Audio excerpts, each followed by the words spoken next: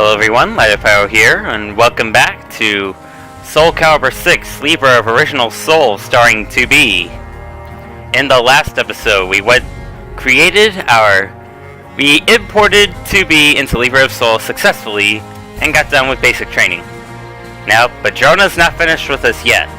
We still gotta do the rest of these 5 missions. So, when I went to see Master Drona, he greeted me warmly. Today, our practice would focus on attacks. This is a tutorial on attacking. It is good to see you again! Master Drona greeted me with a warm smile when I arrived at his dojo. To what do I owe the pleasure? Come to trade, perhaps? If so, I applaud your dedication. Today, I'd like to teach you about the many different attacks you can employ in battle.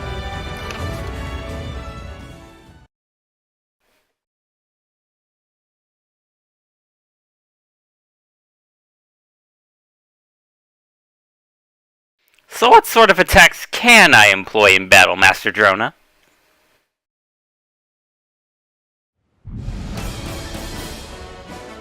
Crouching attacks, okay. While a crouching guard, release A and press the attack button before a crouching attack.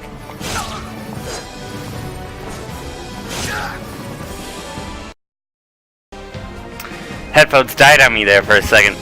Anyway, back to hitting people with crouching and rising attacks. There we go, back on schedule. Ooh, with X, Y, YB before a dual button attack. X, Y before a strike attack, while YB before a special action. The exact effect's different for each character.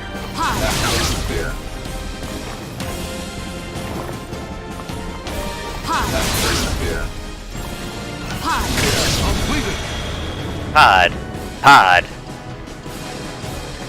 8-way run moves, perfect. Press the attack button during 8-way run to do this. That thing. Throwing. So those are offensive techniques to use against opponents in a standing guard position. Press left trigger. And back left trigger.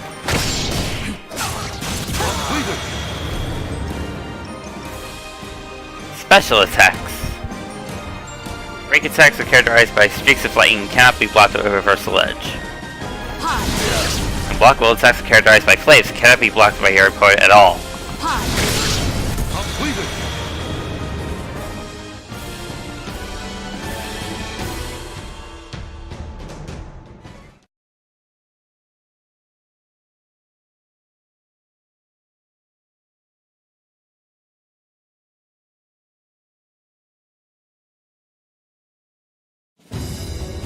That is all I know about attack types.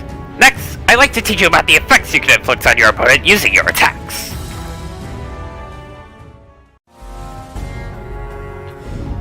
And so we shall. During our time together, Master Drona reminisced about his time training.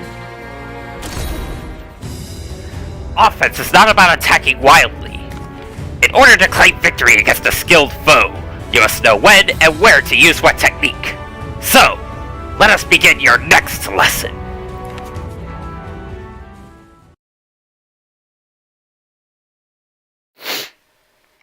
Sorry about sniff. It's friggin' allergy season, man.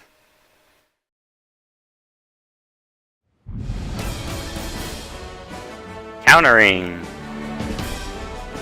Attack your opponents before certain actions will activate a counter hit, which will increase damage and or the number of hits you do.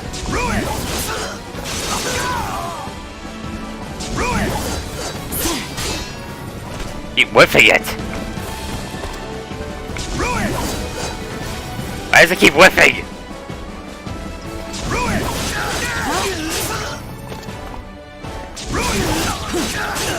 Oh, it's after they begin their attack. I forgot about that. Their attacks will set yellow streaks of light through your foot, causing you to stagger or stunned state.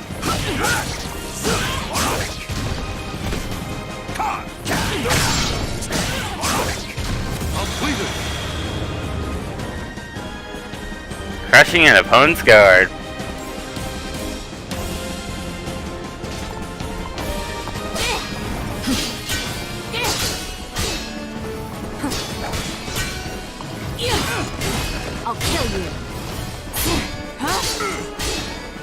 Right here, Pueblo, Joe, crush your guard, leave it vulnerable with precise with carry benefits.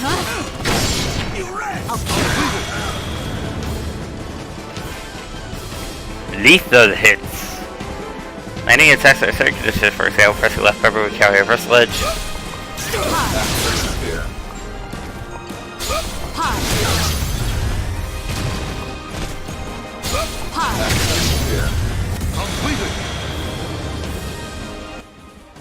So this is like charge hits, blah blah blah. And that appears to be it for attacking.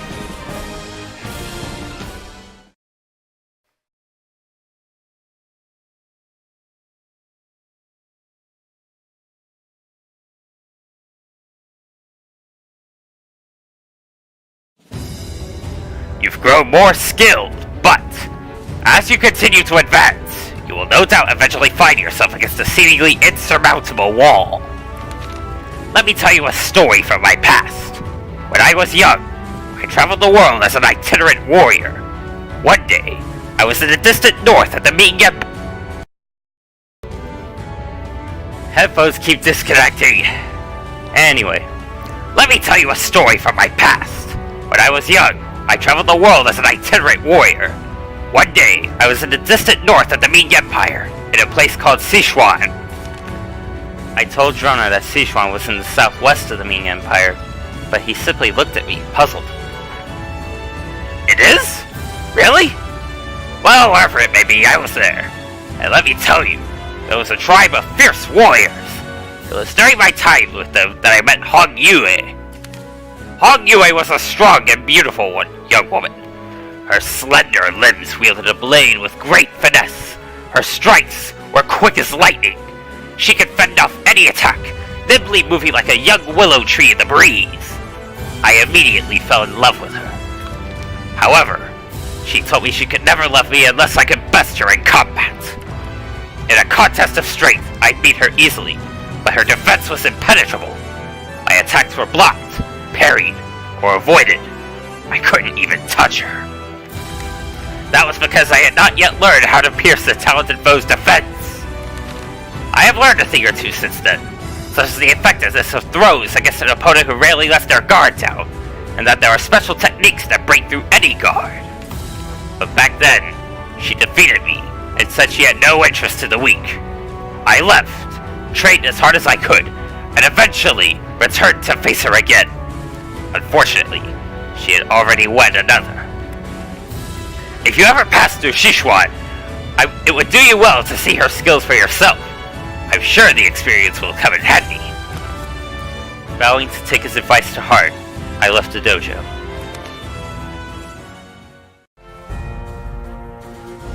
Okay, now it's time for defense. Master Drona's next lesson would be about the art of defense. Of course. I visited the dojo to find Drona at the gate, seeing off another visitor. Take care, and don't oversell the skills you've learned here, got it? Yes, Master. Thank you so much for everything. I promise that one day, I'll come back to visit. With those parting words, Drona's student bowed, then began trudging down the mountainous path away from the dojo. Sorry to keep you waiting. Back for more training, are you? Well, come on in. When I asked about the man who had just left, Master Drona told me he was a student who had come from the desert in the northern reaches of the Ming Empire. On my way home from my romantic defeat at the hands of Hong Yue, a man saved my life in the desert. The student you just saw came here on that man's recommendation. The desert? To reach India from Sichuan, you have to head southwest. The desert was in the complete opposite direction. What's with the perplexed look? Oh, I get it. Training first, talking later. Well, today I'm going to teach you about guarding and evading. Drona's an idiot. I'm just gonna say it right now. Drona is an idiot. Very poor sense of direction, and very poor relationship priorities. Anyway, let's talk about evading vertical attacks. You can dodge your opponent's vertical attacks or against a foreground or background of the screen with an 8-way run. So weak! So weak! So weak! Completed! Evading high attacks. For a crouching guard will allow you to protect yourself against not only low attacks, but also let you Completed! That's how command list marked with HML, SMSL, blah blah blah. They just let you know about low, medium, high attacks. Evading low attacks. This is the jumping part. Hold up while guarding to jump.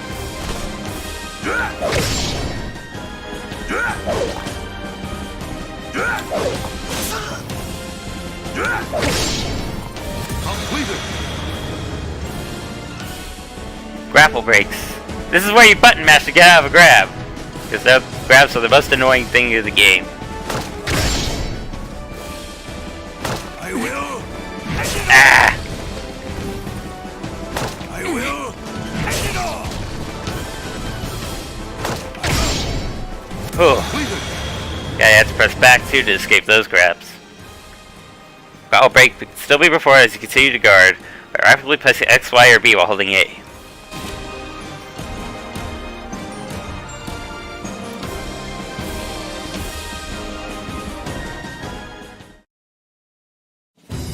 Very good. Those are the fundamentals of defense. Your lessons after this will be much harder. I'm not sure about that. I'm sure Yorha can handle anything. During our time together, Master Drona reminisced about his days traveling the world to train. Evading an attack entirely is usually the best option. But a serious battle, you don't always have that luxury. When you're pressed hard by a dangerous opponent, what do? Well, I'll teach you some techniques that will help you grasp victory from the jaws of defeat. This Drona voice is starting to hurt my throat.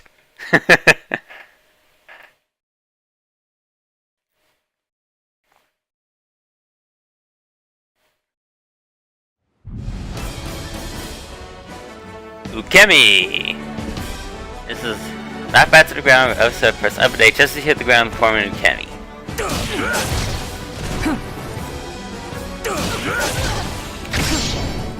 Completed.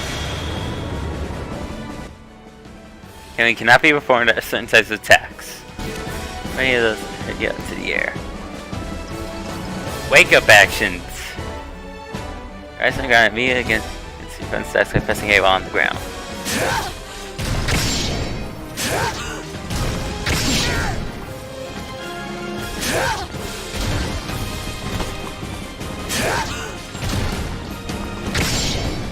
Completed.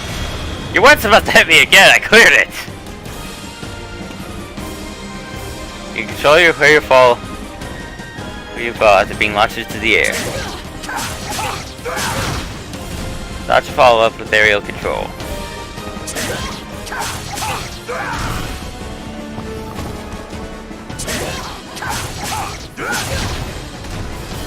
It's smashed, this is called DI.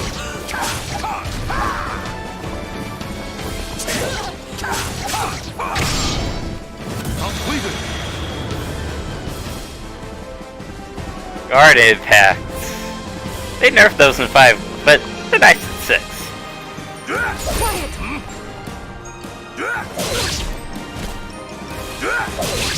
Let me impact. Completed. Reverse impact. Having your attack repelled by your opponent's guard impact will let you vulnerable, but you're still able to perform your own guard impact in this state.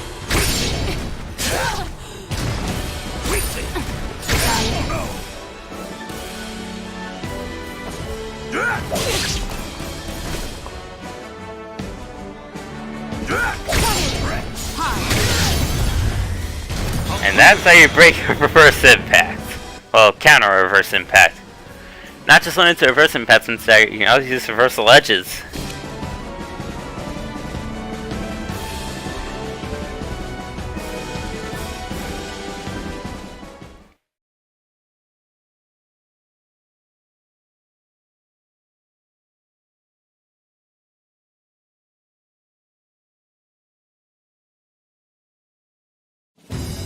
After the fight, Drona got a nostalgic look on his face and continued the story from earlier.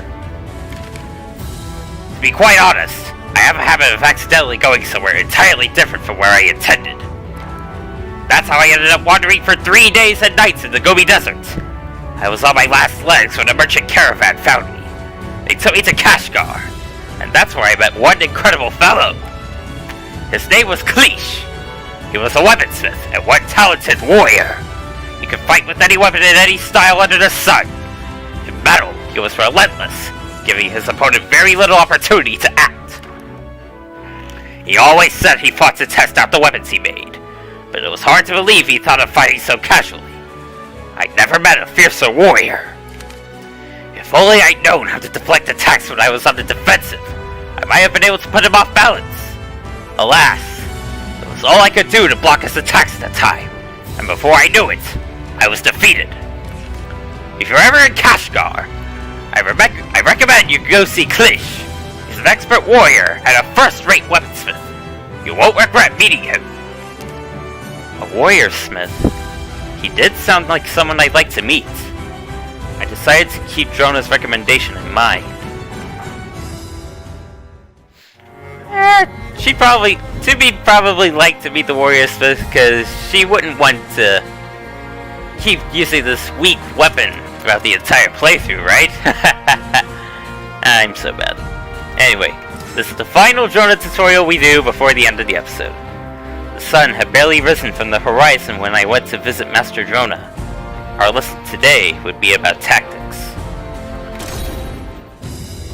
You're up early again? Good. Diligence and hard work are the keys to developing a skilled hand and sound body. Your dedication is admirable. Now, let's get to your final lesson. I'm talking about the clashes that emerge in the heat of battle, which require you to think on your feet.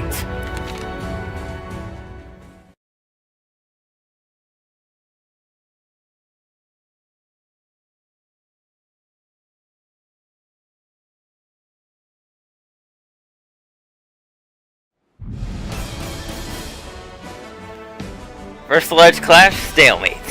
Pressing the same button as your opponent during a clash after the first alleged results in a stalemate. You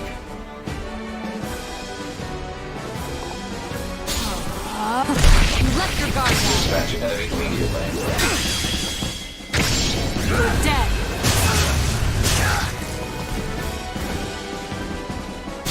I see through this. Close range combat is advised. Interesting. Ah, that's not what I wanted. You left your guard down. Dispatch enemy immediately. Give up.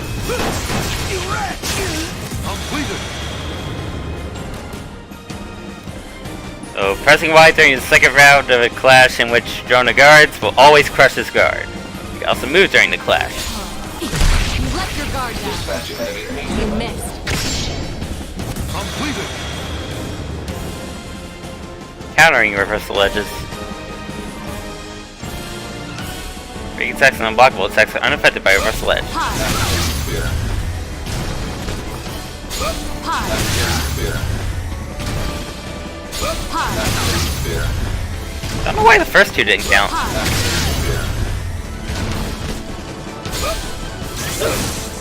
Attacks performed after reversal edge will always be vertical. Completed. That's why you just sidestepped them.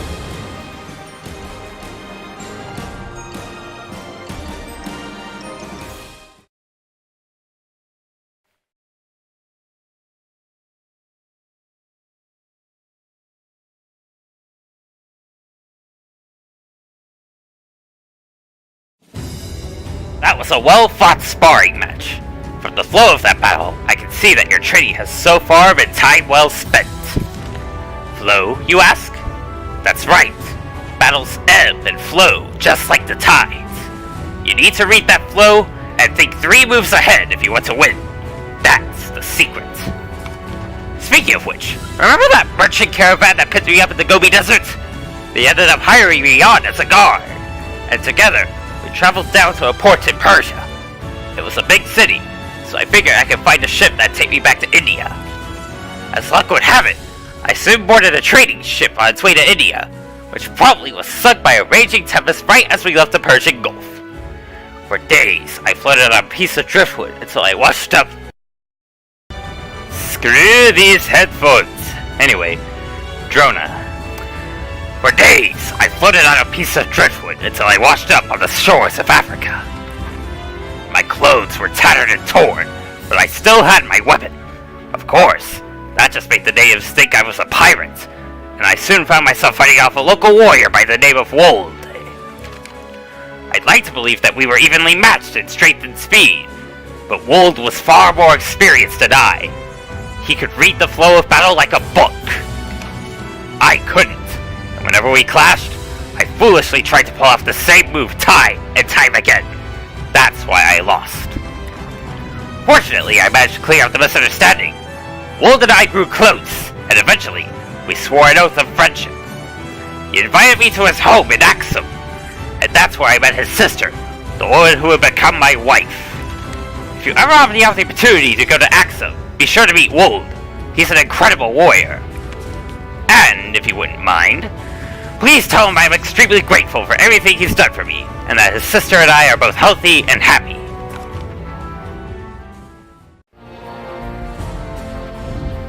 Okay! Discounting those few times where the headset microphone ended up dying, I say we can conclude this second part of the prologue. So next episode, we're finally going to progress into the main story and head to Journey's Dawn and close our first astral fissure. Until then, I'll see you later.